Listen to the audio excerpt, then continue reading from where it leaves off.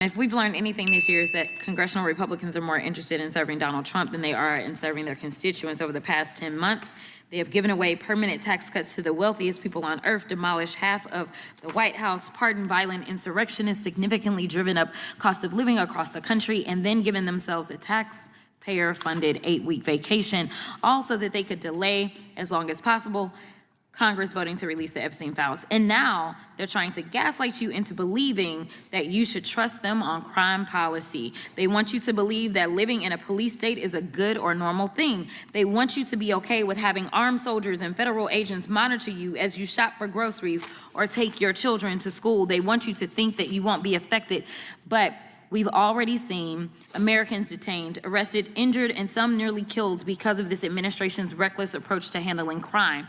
And they're doing all of this without acknowledging the fact that Republican-led states are experiencing a murder and crime and violent crime crisis, and they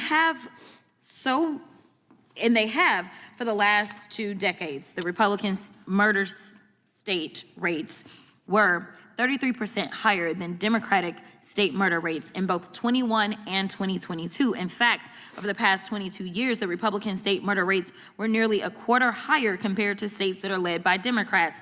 Even when you remove Democratic cities and counties from the Republican states' data, their murder rate is still nearly a quarter higher than states run by Democrats. So not only are you likely to be a victim of violent crime in a Republican-led state, you're now less likely to receive victim assistance because of Republicans cutting resources for food, shelter, and transportation.